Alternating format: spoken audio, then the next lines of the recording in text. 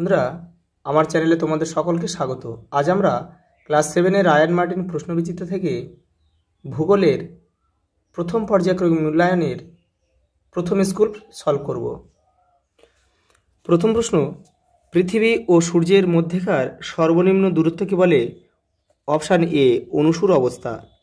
পরের প্রশ্ন, মুক্তিবেগের মান প্রতি সেকেন্ডে 11.2 কিমি।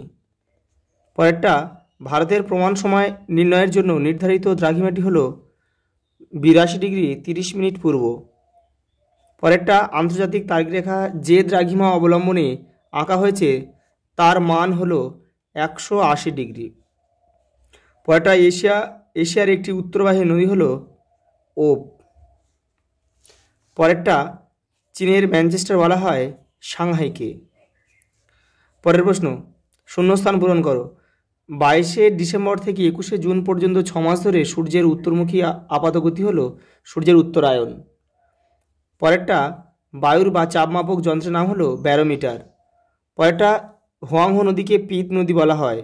বিশ্বের বৃহত্তম খনিজ তেল উত্তোলন কেন্দ্রের নাম হলো ঘাওয়ার, সৌদি আরবের ঘাওয়ার। পরের প্রশ্ন, মান 1-এর জিপিএসের পুরো নাম কি? Global positioning system. পরেরটা, এভারেস্টে বায়ু চাপ কত? 930 মিলিবার।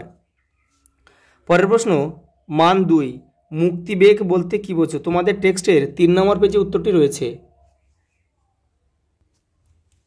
এই যে, কোনো বস্তুকে প্রতি সেকেন্ডে 11.2 কিমি গতিবেগে উপরের দিকে ছুটতে পারলে সেটা আর নিচের দিকে না পড়ে মহাশূন্যে পৃথিবীর চারিদিকে ঘুরতে থাকবে। একাই মুক্তিবেগ বলে।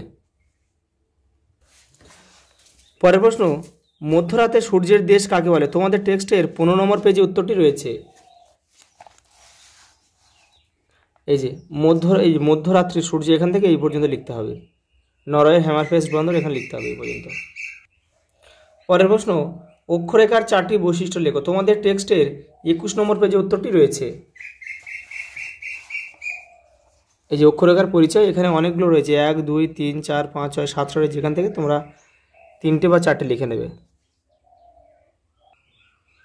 পরের প্রশ্ন, মহাকাশচারীরা এক ধরনের বিশেষ পোশাক পরিধান করেন কেন? তোমাদের টেক্সটের 30 নম্বর পেজে উত্তরটি রয়েছে। এই যে, এখান থেকে এই পর্যন্ত লিখতে হবে। পরের প্রশ্ন, মান 3-এর অপসূর অবস্থান বলতে কি বোঝো? ওর সঙ্গে আরেকটা রয়েছে, বিষুব কথার অর্থ কি?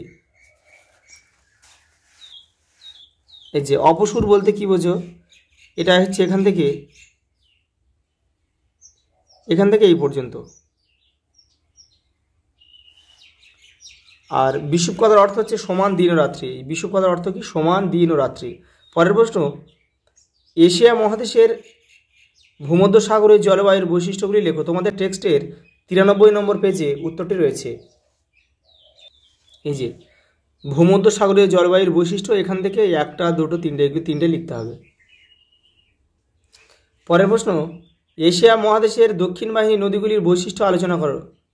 তোমাদের টেক্সটের 89 নম্বর পেজে উত্তরটি রয়েছে। এই যে, এই নদীর বৈশিষ্ট্য 1, 2, 3, 4। পরের প্রশ্ন, চিত্র সহকারে অপসূর ও অনুসূর অবস্থান সম্পর্কে আলোচনা করো। তোমাদের টেক্সটের 5 নম্বর পেজে উত্তরটি রয়েছে। এই যে, এখান থেকে লিখতে হবে, এখান থেকে এটা লিখতে হবে, এটাও লিখতে হবে এবং এটাও লিখতে হবে। লিখে এই ছবিটা তোমাদের দিতে হবে। পরের প্রশ্ন, অক্ষরেখা ও দ্রাঘিমা রেখার পার্থক্য উল্লেখ করো। এখান থেকে 4টে রয়েছে, এখান থেকে 4টে করবে আর এই পার থেকে 2-1টা করবে।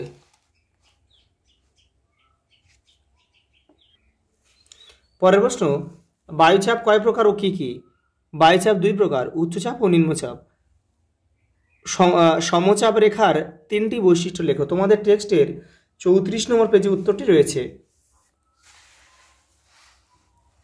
এই যে, 1, 2, 3, 4, এই 4টে। পরের প্রশ্ন, এশিয়াকে চরম বৈশিষ্ট্যের মহাদেশ বলা হয় কেন? তোমাদের টেক্সটের 84 নম্বর পেজে উত্তরটি রয়েছে, দেখে নাও। এই যে এখান থেকে এই পর্যন্ত লিখতে হবে। পরেরটা, কোন নদীকে স্বর্ণরেণুর নদী বলে? ইয়াংসি নদীকে। সাংহাইকে চীনের ম্যানচেস্টার বলে কেন? তোমাদের টেক্সটের 95 পেজে উত্তরটি রয়েছে। এই যে এখান থেকে লিখতে হবে, নিবিড় কৃষি পদ্ধতি প্রচুর ফসল উৎপন্ন হয়, এখান থেকে এই পর্যন্ত লিখতে হবে, চীনের ম্যানচেস্টার বলা হয়। আজ এই পর্যন্ত, দেখা হবে পরের ভিডিওতে।